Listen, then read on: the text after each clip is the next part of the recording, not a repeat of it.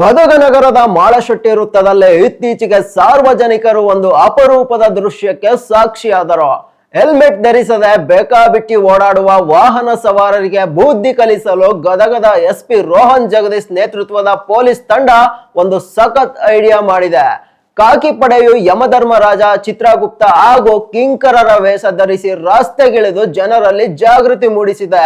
Helmet ಇಲ್ಲದೆ ಬಂದವರನ್ನು ತಡೆದು ನಿಲ್ಲಿಸಿ ಚಿತ್ರಗುಪ್ತ ಅವರ ಪಾಪದ ಲೆಕ್ಕಾಚಾರದ ಪುಸ್ತಕ ತೆರೆದು ಯಮನ ಕೈಗೆ ಕೊಟ್ಟರೆ ಯಮಧರ್ಮರಾಜ ಜೀವದ ಬೆಲೆ ಬಗ್ಗೆ ಖಡಕ್ ವಾರ್ನಿಂಗ್ ನೀಡಿದ್ದಾನೆ. ಅಹವಲ್ದಾರ್ ಎಚ್.ಎಸ್. ವೆಂಕಟಾಪುರ ಯಮನಾಗಿ, ಚಂದ್ರು ಬಾರೇಕರ್ ಚಿತ್ರಗುಪ್ತನಾಗಿ ಅಚ್ಚುಕಟ್ಟಾಗಿ ನಟಿಸಿದ್ದಾರೆ. ಹೋಮ್ ಗಾರ್ಡ್ಗಳು ಕಿಂಕರರಾಗಿ ಸಾಥ್ ನೀಡಿದ್ದಾರೆ. ಇದೇ ವೇಳೆ ನಿಯಮ ಪಾಲಿಸಿ ಹೆಲ್ಮೆಟ್ ಹಾಕಿಕೊಂಡು ಬಂದ ಸಾರ್ವಜನಿಕರಿಗೆ ಪೊಲೀಸರು ಗೌರವದಿಂದ ಹೂವು ನೀಡಿ ಅಭಿನಂದಿಸಿದ್ದಾರೆ. ಪೊಲೀಸರ ಈ ಡಿಫರೆಂಟ್ ಜಾಗೃತಿ ಅಭಿಯಾನಕ್ಕೆ ಗದಗದ ಜನರಿಂದ ಭರ್ಜರಿ ಮೆಚ್ಚುಗೆ ವ್ಯಕ್ತವಾಗಿದೆ.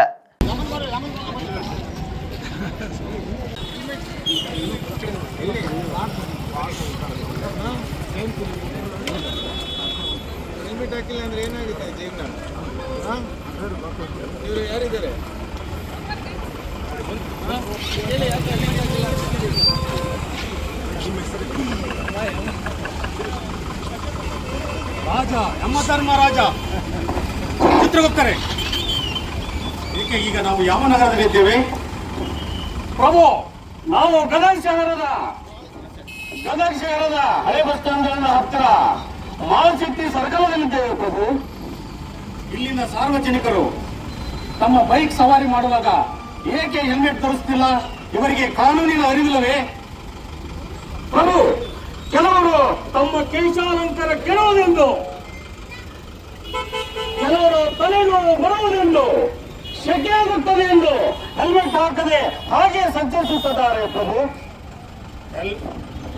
ಹೆಲ್ಮೆಟ್ ಹಾಕದಿದ್ದರೆ ಅವರ ತಲೆಗೆ ಗಾಯವಾಗಿ ಕೈಕಾಲು ಮುರಿದು ಎಷ್ಟೋ ಜನ ಪ್ರಾಣವನ್ನು ಕಳೆದುಕೊಂಡು ನಮ್ಮ ಯಮಲೋಕಕ್ಕೆ ಬಂದಿಲ್ಲವೇ?